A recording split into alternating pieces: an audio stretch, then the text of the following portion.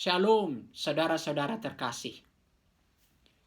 Hari ini kembali kita akan merenungkan betapa pentingnya mengenal Allah dan sifat-sifatnya. Setelah minggu lalu kita telah memikirkan Allah itu besar. Hari ini kita akan merenungkan Allah itu baik. Saudara-saudara, dengan begitu banyaknya kesusahan, kejahatan, pandemik yang mengguncang dunia ini, banyak orang, termasuk orang-orang yang mengaku percaya kepada Allah, sadar atau tidak, akhirnya membuat pilihan. Allah tidak bisa baik, dan sekaligus Allah itu besar.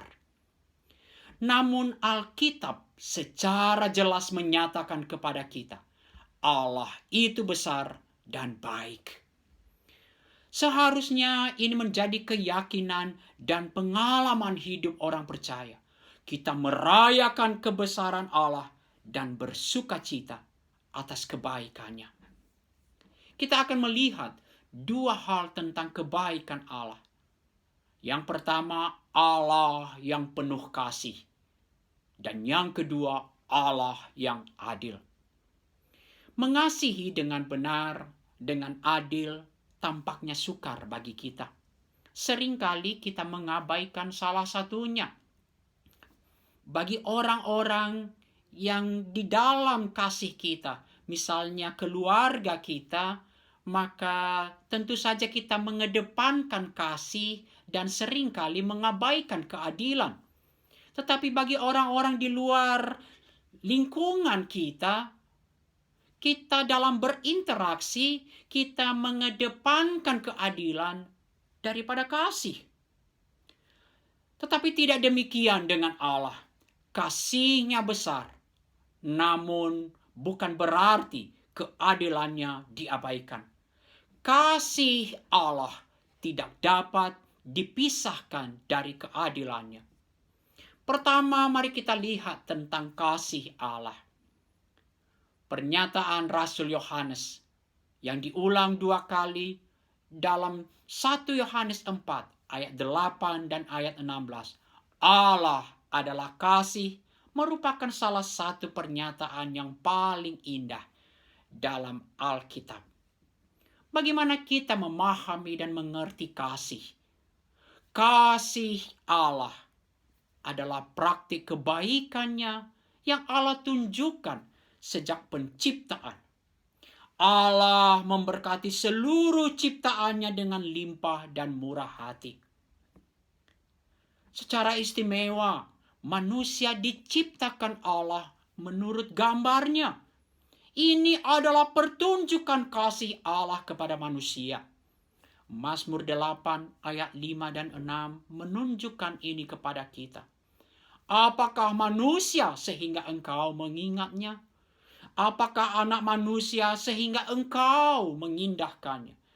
Namun engkau telah membuatnya hampir sama seperti Allah dan telah memahkotainya dengan kemuliaan dan hormat. Saudara-saudara, bahkan setelah manusia jatuh dalam dosa, Alkitab menyaksikan bahwa Allah terus menunjukkan kasih-Nya. Kasih Allah adalah praktik kebaikannya kepada orang-orang berdosa, agar orang-orang berdosa dapat kembali mengerti dan menikmati Allah. Mari kita melihat betapa ajaibnya kasih Allah dari kitab Roma pasal 5. Ada dua hal utama untuk mengimani bahwa Allah begitu mengasihi kita orang-orang berdosa ini. Pertama, ayat 5. Kasih Allah telah dicurahkan di dalam hati kita oleh Roh Kudus yang telah dikaruniakan kepada kita. Kata kerja dicurahkan secara harfiah berarti ditumpahkan atau dituangkan. Ini menunjukkan kelimpahan kasih itu. Sehingga J.I. Packer di dalam bukunya Knowing God menyebutnya banjir kasih. Yang kedua, ayat 8.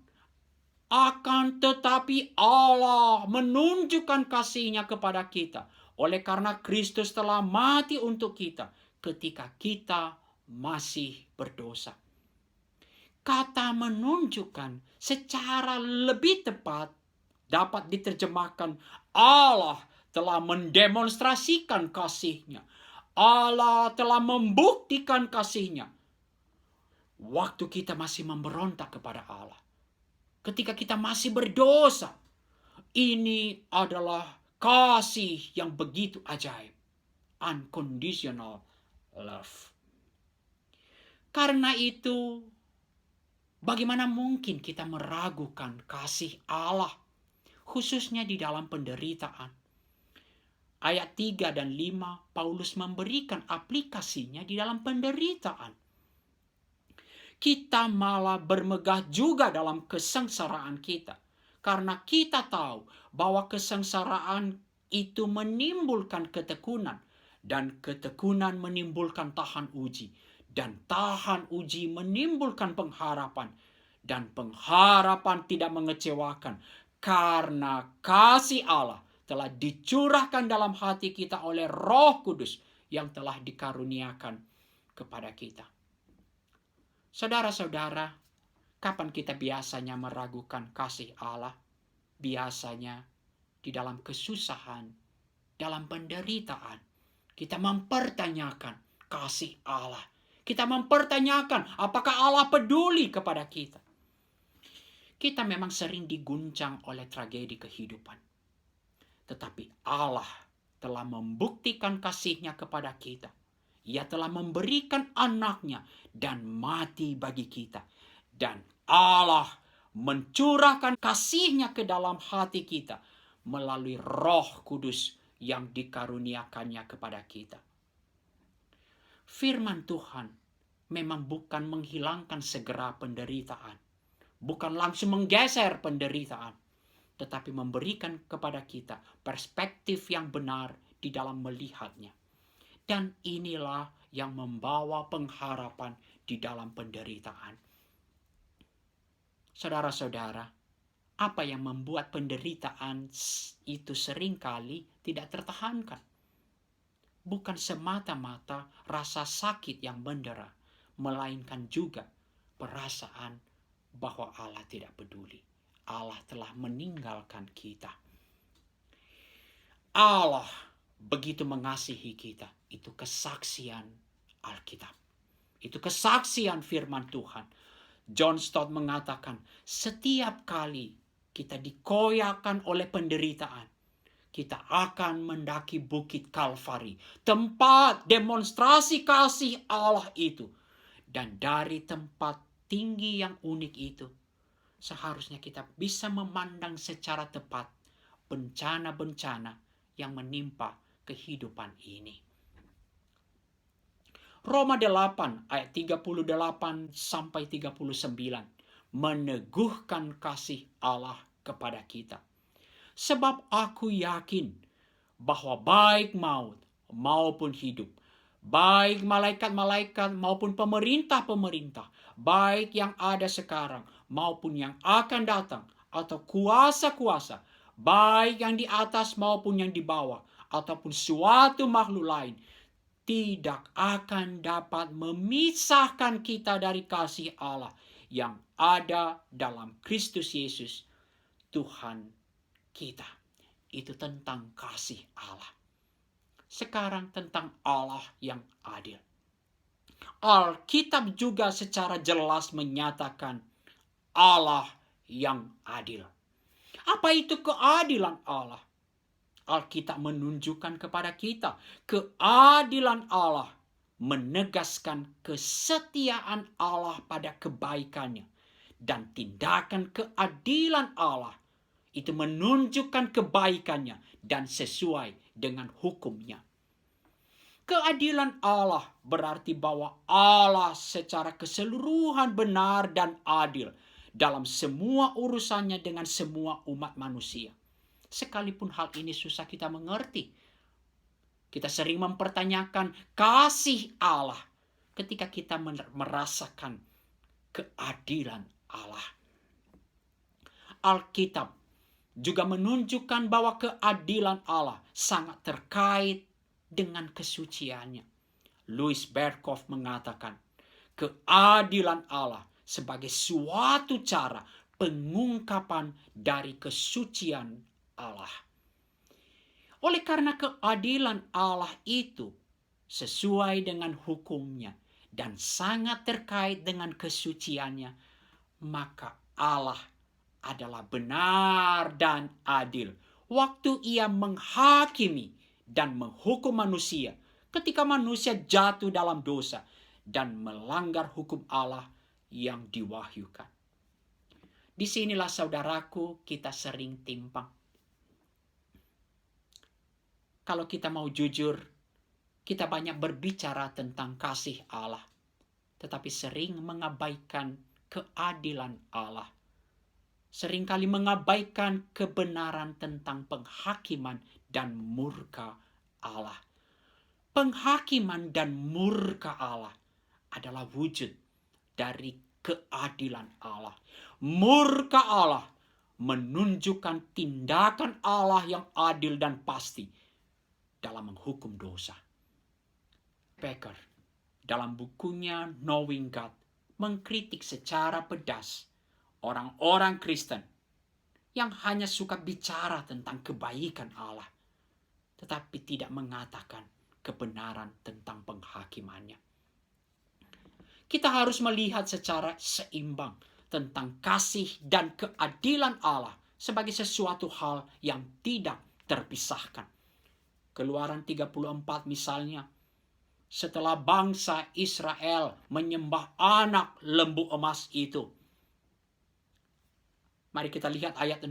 Berjalanlah Tuhan lewat dari depannya dan berseru, Tuhan, Tuhan, Allah penyayang dan pengasih, panjang sabar, berlimpah kasih dan setianya. Ayat 7. Yang meneguhkan kasih setianya kepada beribu-ribu orang, yang mengampuni kesalahan, pelanggaran dan dosa. Tetapi di ayat 7 itu juga dinyatakan, tetapi tidaklah sekali-kali membebaskan orang yang bersalah dari hukuman. Atau Yohanes 3 ayat 16. Ayat ini begitu favorit, seringkali kita kutip. Karena begitu besar kasih Allah akan dunia ini, sehingga ia telah mengaruniakan anaknya yang tunggal, supaya setiap orang yang percaya kepadanya tidak binasa, melainkan beroleh hidup yang kekal. Ini pernyataan kasih Allah. Kasih Allah yang begitu mengasihi orang-orang berdosa. Tetapi kalau kita lihat ayat 18-nya, bagi mereka yang tidak percaya, sudah berada di bawah hukuman itu. Dan inilah hukuman itu. Terang telah datang ke dalam dunia, tetapi manusia lebih menyukai kegelapan daripada terang, sebab perbuatan-perbuatan mereka jahat. Rasul Paulus dalam suratnya kepada jemaat di Roma, di ayat 16 dan 17 pasal 1, Injil itu adalah kekuatan Allah yang menyelamatkan. Itu menunjukkan, menyatakan kasih Allah menyelamatkan orang-orang berdosa. Tetapi kalau kita lihat Roma 1 ayat 18, sebab murka Allah nyata dari sorga atas segala kefasikan dan kelaliman manusia yang menindas kebenaran dengan kelaliman. Kita harus memandang kasih Allah dan keadilan Allah secara seimbang. Kita harus memberikan perhatian secara khusus pada keadilan Allah ini. Dalam bukunya The Attributes of God, A.W. Pink mengatakan, murka Allah adalah kesempurnaan karakter ilahi yang perlu kita renungkan berulang-ulang. Mengapa kita penting untuk terus mengingat dan merenungkan tentang sifat Allah ini, keadilan Allah? Pink kemudian melanjutkan. Pertama, agar hati kita mengerti bagaimana kebencian Allah terhadap dosa sebagaimana mestinya. Dosa bukan hanya pelanggaran. Dosa begitu menyakiti hati Allah. Kedua, untuk menumbuhkan rasa takut, rasa gentar yang sehat kepada Allah. Ibrani 12 ayat 28 dan 29 mengingatkan kita bahwa Allah kita adalah api yang menghanguskan. Dan yang ketiga, untuk mendorong kita memuji Allah dengan sungguh-sungguh karena Ia telah membebaskan kita dari murka yang akan datang. Dan Becker dalam bukunya Knowing God menuliskan, jika kita sungguh-sungguh ingin mengenal Dia dan dikenal olehnya, kita harus memohon kepadanya untuk mengajar kita di sini dan saat ini untuk memandang realitas murkanya secara tepat. Saudara-saudaraku, perenungan hari ini akan saya tutup dengan mengajak kita melihat beberapa bagian dari surat kepada jemaat di Roma. Kita lihat Roma 3 ayat 23 sampai 26. Jika kita perhatikan khususnya ayat 25 dan ayat 26.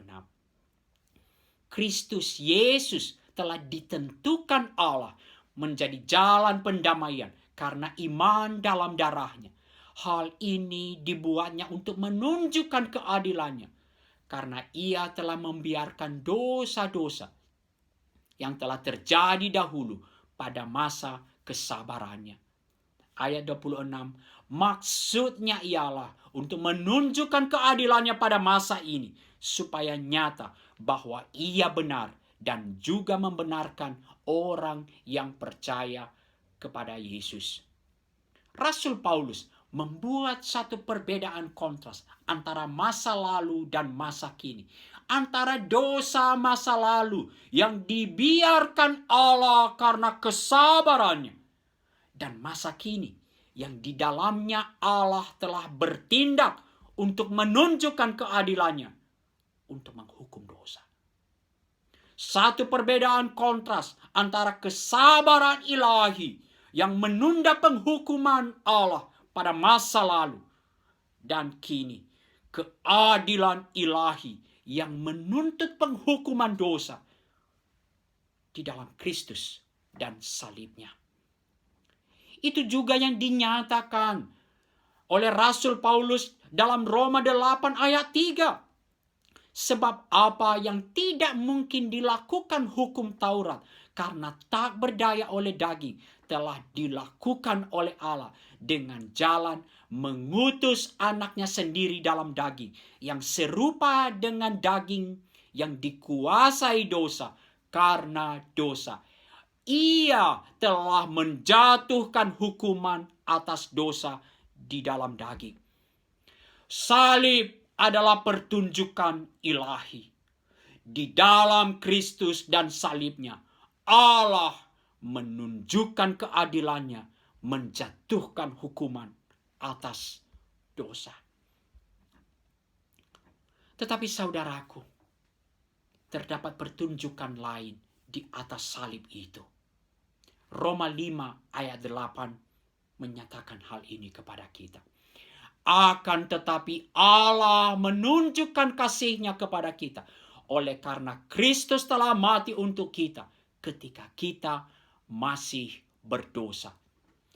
Allah telah mendemonstrasikan kasih-Nya.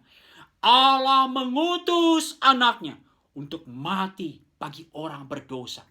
Ia memberikan segala-galanya bagi saudara dan saya yang sebenarnya sama sekali tidak pantas menerima apa saja dari Dia kecuali ganjaran penghakiman, yaitu murka Allah.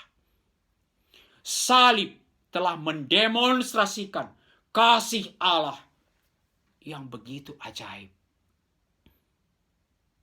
John Stott menyatakan, salib menunjukkan kepada kita kasih Allah yang begitu ajaib. Sama sekali tidak ada kontribusi kita. Secara menarik dia mengatakan, satu-satunya kontribusi kita dalam karya keselamatan adalah dosa kita. Saudara-saudaraku, kita baru dapat memahami makna salib secara benar hanya jika kita telah melihatnya sebagai pertunjukan ilahi yang rangkap tentang keadilan dan kasih Allah. Kasih Allah tidak dapat dipisahkan dari keadilannya. Ini mengajarkan kepada kita tidak ada anugerah yang memberikan keleluasaan bagi kita untuk berkanjang di dalam dosa. Sekali lagi saya ulang sebagai satu aplikasi bagi kita hari ini. Tidak ada anugerah yang memberi keleluasaan bagi seseorang untuk berkanjang di dalam dosa. Saudaraku, marilah kita menghargai kasih Allah yang ajaib itu. Marilah kita memuji-muji kasih Allah yang ajaib itu dengan cara menghormati kekudusan dan keadilan Allah. Kiranya Tuhan memberkati kita. Amin.